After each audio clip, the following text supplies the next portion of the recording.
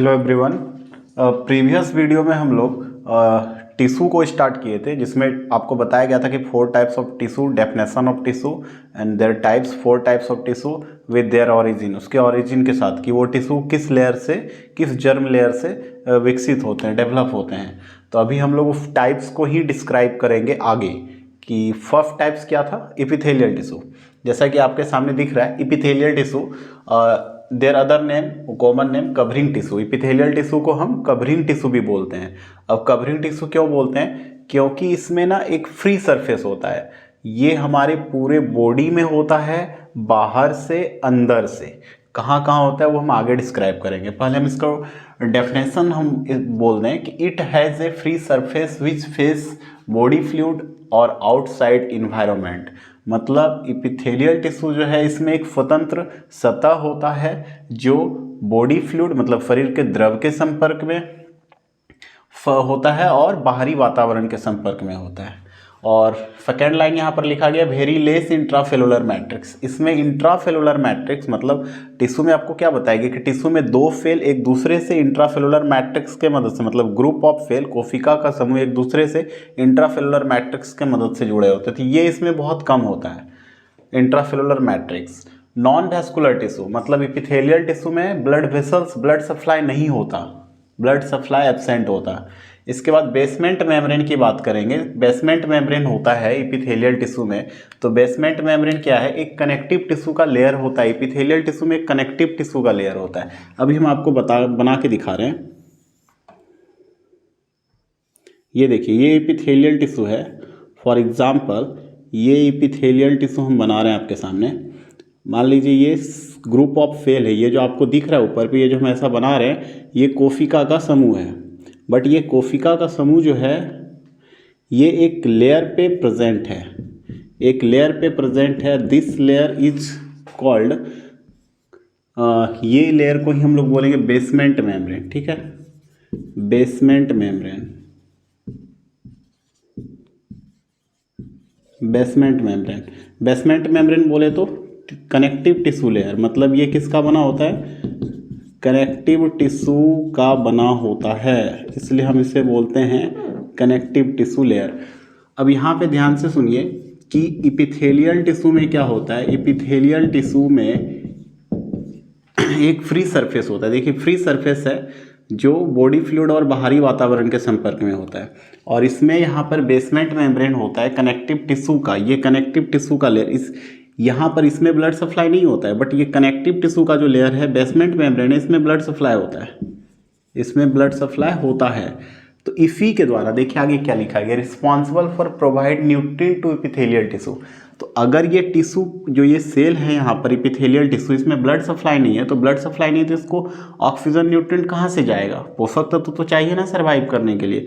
तो न्यूट्रिएंट जाएगा ब्लड के थ्रू। देखिए, ब्लड के थ्रू जाएगा किसमें? बेसमेंट मेम्ब्रेन में। और बेसमेंट मेम्ब्रेन न्यूट्रिएंट किसको सप्लाई कर देगा? इपिथेलियल टिश्यू के सेल को सप्लाई कर देगा। तो ये हो गया। नेक्स्ट, कवरिंग या लाइनिंग ऑफ, मतलब इपिथेलियल टिश्यू कहाँ कहाँ पाया जाता है? तो डक्ट में पाया जाता है। हम अभी बोले ना, इपिथेलियल टिश्यू में एकदम कॉमन याद रखना है कि हमारे शरीर को बाहर से और अंदर से दोनों तरफ से कवर करता है। जैसे कि ये हमारा शरीर है, तो शरीर को बाहर से किसके द्वारा कवर किया गया? त्वचा के द्वारा कवर किया गया। तो पूरा बाहर से ये किससे कवर होता है? पूरा बाहर से कवर होता है त्वचा से। तो त्वचा क्या है? स्किन क्या है? एपिथेलियल टिश्यू है। अब हम बात करेंगे अंदर में जो कैविटी है, जहाँ जहाँ भी कैविटी है और जहाँ जहाँ टिब्यूल है, डक्ट लाइक स्ट्रक्चर है, मतलब नली नुमा संरचना। जैसे मान लीजिए हमारे शरीर का ये कोई नली नुमा संरचना है, तो ये नली नुमा संरचना जो है ये बाहर से और ये भीतर से, दोनों तरफ से किस टिश्यू से लेयर का होगा, किससे कवर्ड होगा? इपिथेलियल। तो इपिथेलियल टिश्यू बेसिकली हमारे शरीर को कवर करता है, चाहे वो बाहर से कवर करे या अंदर से करे। तो इसलिए यहाँ पर लिखा गया है कि कवरिंग या लाइनिंग ऑफ, मतलब ये कवर या लाइनिंग करता है किसको? डक्ट को। जितने भी नली नुमा संरचना है, जैसे कि ग्लैंड में डक्ट होते हैं। फॉर एग्जाम्पल ये अगर आपको हम लीवर बनाएं, तो लीवर में क्या होता है? ये जो डक्ट है, ये नली नुमा संरचना है, इसको बाहर से और इसको अंदर से कौन कवर करता है? एपिथेलियल टिश्यू कवर करता है। टिब्यूल, जितना भी ट्यूब लाइक स्ट्रक्चर है, ट्यूब लाइक स्ट्रक्चर की बात करें, जैसे कि आप किडनी में नेफ्रॉन अगर कभी पढ़े होंगे, तो किडनी में ऐसा नेफ्रॉन होता है। तो नेफ्रॉन में ऐसा ट्यूब लाइक स्ट्रक्चर होता है, ठीक है। तो इस ट्यूब लाइक स्ट्रक्चर में अंदर और बाहर से कौन होता है, एपिथेलियल टिश्यू होता है। बॉडी कैविटी, बॉडी में जहाँ जहाँ कैविटी है, चाहे एब्डोमिनल कैविटी हो, थोरेसिक कैविटी हो, जैसे ओरल कैविटी, ओरल कैविटी में ये जो आपका अंदर से मतलब मुंह के अंदर जो आपका जो लाइनिंग है, ये जो लेयर है सॉफ्ट लेयर, ये किसका बना हुआ है, ये भी एपिथेलियल टिश्यू का बना हुआ है। फिर हमने लिखा आगे बॉडी सरफेस, शरीर का जो ये पूरा सतह है ये कवर्ड है, किससे कवर्ड है, स्किन से कवर्ड है। आप इसको नोट कर लो। फिर आगे हम डिस्कस कर रहे हैं टाइप्स ऑफ एपिथेलियल टिश्यू। देखिए अब हम लोग टाइप्स ऑफ एपिथेलियल टिश्यू को देखेंगे। जैसा कि आपको दिख रहा है types of epithelial tissue, 2 types of epithelial tissue. Epithelial tissue को 2 प्रकार में डिवाइड किया गया है। सिंपल एपिथेलियल टिश्यू हिंदी में बोलते हैं सरल उपकला उत्तक, एंड सेकेंड हो जाएगा आपका कंपाउंड एपिथेलियल टिश्यू, जिसे बोलते हैं संयोजी उपकला उत्तक। सिंपल एपिथेलियल टिश्यू में बात करेंगे, एकदम आसान वे में समझेंगे, बिल्कुल आसान लगेगा आपको। सिंपल एपिथेलियल टिश्यू में क्या लिखा गया है, single layer of cell on basement membrane. मतलब बेसमेंट मेम्ब्रेन आप बना लो। अभी आपने जाना ना कि एपिथेलियल टिश्यू में क्या होता है, वो डायरेक्टली ब्लड मतलब ब्लड सप्लाई उसमें नहीं होता है, और वो डायरेक्टली क्या होते हैं, किसके ऊपर प्रेजेंट होते हैं, तो वो प्रेजेंट होते हैं बेसमेंट मेम्ब्रेन के ऊपर। तो देखिए ये हमने बेसमेंट मेम्ब्रेन के बना लिया, और बेसमेंट मेम्ब्रेन के ऊपर हम सेल बना रहे हैं यहाँ पर। तो ये क्या हो गया, बेसमेंट मेम्ब्रेन, और ये क्या हो गया, एपिथेलियल टिश्यू का सेल। तो एपिथेलियल टिश्यू का सेल जो यहाँ पर है, आपको कितना लेयर दिख रहा है बताइए, यहाँ पर आपको कितना लेयर दिख रहा है, सिंगल एक ही लेयर तो दिख रहा है। बट कंपाउंड एपिथेलियल टिश्यू की बात करेंगे ना, यहाँ पर भी आप बनाओ बेसमेंट मेम्ब्रेन, इसे नोट भी करते जाइएगा, बहुत इंपॉर्टेंट है। एनाटोमी, एनाटोमी का मतलब क्या था, क्या हम बताए थे, स्ट्रक्चर। तो स्ट्रक्चर तब समझिएगा ना जब वो किस टिश्यू से बना हुआ है उसको आप समझिएगा। बात समझिए हम क्या बोल रहे हैं। एनिमल टिश्यू बहुत इंपॉर्टेंट है। तो देखिए यहाँ पर भी बेसमेंट मेम्ब्रेन हम बना रहे हैं, और यहाँ पर जो है बेसमेंट मेम्ब्रेन के ऊपर हम क्या कर रहे हैं, सेल का एक नहीं बहुत सारा लेयर है। सेल का एक लेयर नहीं है, बहुत सारा लेयर है। तो यहाँ पर क्या लिखा गया, single layer of cell on basement membrane. जब बेसमेंट मेम्ब्रेन के ऊपर हमें कोशिका का सेल का एक ही लेयर दिखेगा तो हम बोलेंगे वो कौन सा टिश्यू है। ये माइक्रोस्कोप, मतलब आप एनाटोमी बताए थे ना, ये माइक्रोस्कोप से देखना होगा, ऐसे नहीं दिखेगा। तो माइक्रोस्कोप से अगर हमें टिश्यू में क्या दिखा, अगर सिंगल लेयर दिखेगा बेसमेंट मेम्ब्रेन के ऊपर तो हम क्या बोलेंगे, सिंपल एपिथेलियल टिश्यू है। वही अगर आपके बेसमेंट मेम्ब्रेन के ऊपर क्या दिखे, सेल का 2 या 2 से अधिक लेयर दिखे, ज़्यादा लेयर दिखे, देखिए क्या लिखा गया, many layer of cell present on basement membrane. Basement membrane के ऊपर सेल का बहुत सारा लेयर प्रेजेंट होगा, but only 1 layer directly contact with basement membrane. लेकिन सेल का सिर्फ सिंगल लेयर, एक ही लेयर डायरेक्टली कॉन्टैक्ट में होगा, किसके, बेसमेंट मेम्ब्रेन के। यहाँ पर देखिए सिर्फ ये लेयर बेसमेंट मेम्ब्रेन के कॉन्टैक्ट में, बाकी बात जो लेयर है वो डायरेक्टली बेसमेंट मेम्ब्रेन के कॉन्टैक्ट में नहीं है, यही बताया जा रहा है। तो सिंपल और कंपाउंड डिफरेंट है दोनों, ये दोनों प्रकार है किसका, एपिथेलियल टिश्यू का।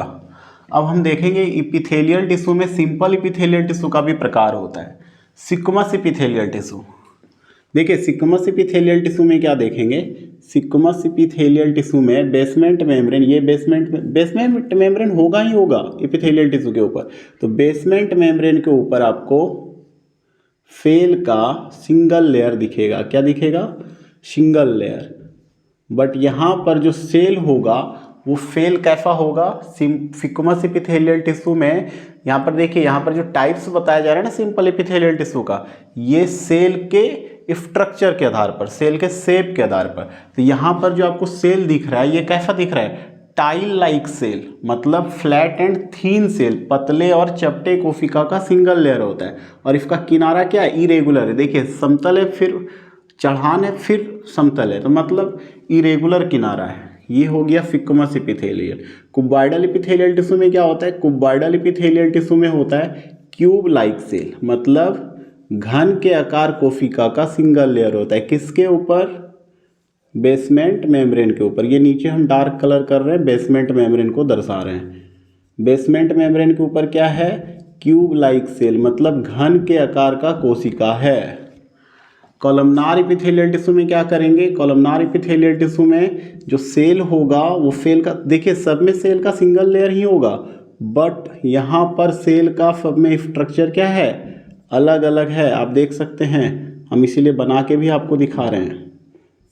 ऐसे इसको डिटेल में पढ़ेंगे हम सारे टिश्यू को तो फिर वहाँ पर हम स्पेशली बनाएंगे, बट यहाँ पर एक बार देख लीजिए, यहाँ पर क्या है, कॉलमनार एपिथेलियल टिश्यू में कॉलम लाइक सेल है, कॉलम लाइक सेल के सिंगल लेयर का बना होता है।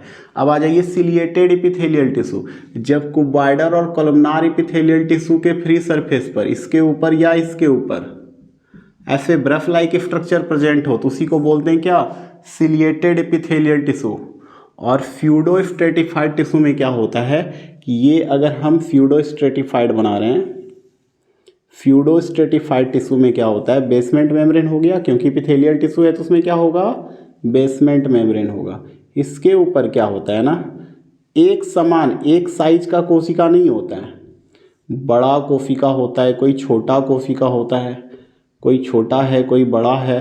तो यहाँ पर जो ऐसा हम सेल बना रहे हैं, कोई बड़ा सेल है कोई छोटा सेल है, तो ऐसा होने से क्या होता है कि हमें ऐसा प्रतीत होता है, माइक्रोस्कोप से देखने पर ऐसा प्रतीत होता है कि यहाँ पर सेल का सिंगल लेयर के जगह 2 लेयर है या 2 से अधिक लेयर है। बट वाजिब में मतलब वास्तविक में रियल में क्या होता है, सिंगल लेयर ही होता है, सेल का सिंगल लेयर होता है, बट उसका साइज डिफरेंट होता है, इसलिए न्यूक्लियस एक लाइन में नहीं दिखता, ये इरेगुलर दिखता है, जिस वजह से ऐसे टिश्यू को देखने पर लगता है कि ये कंपाउंड एपिथेलियल टिश्यू है, मतलब ज़्यादा लेयर है, बट ऐसा होता नहीं है। तो ये हो गया फ्यूडो स्ट्रेटिफाइड टिश्यू।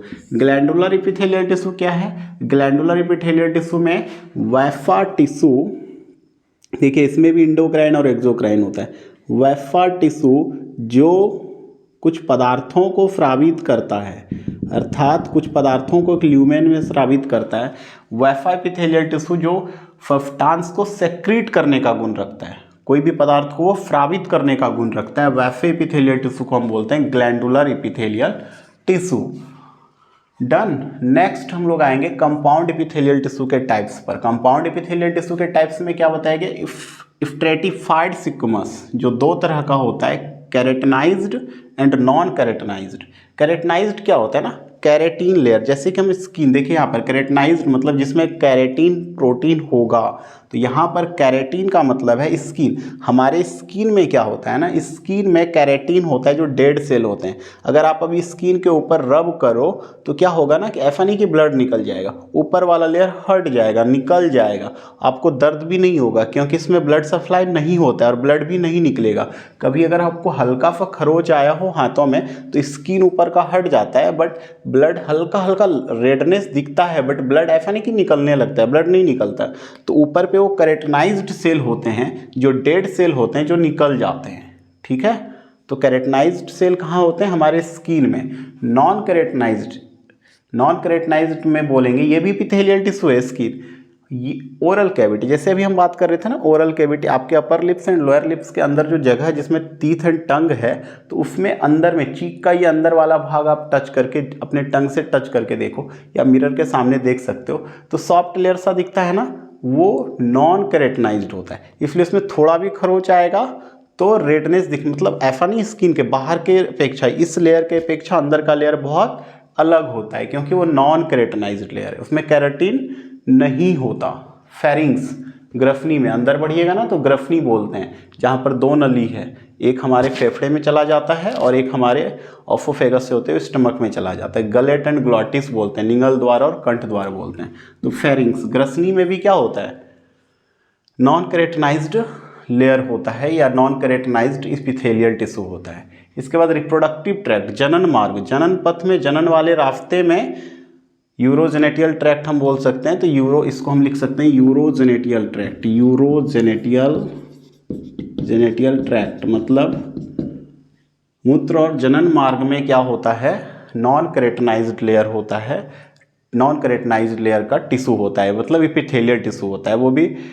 तो ये एग्जाम्पल हो गया हमारा किसका, एपिथेलियल टिश्यू का प्रकार, टाइप्स, और फिर सिंपल एपिथेलियल टिश्यू का टाइप्स और कंपाउंड एपिथेलियल टिश्यू का टाइप्स। आशा करते हैं कि आपको बेहतर समझ में आया होगा।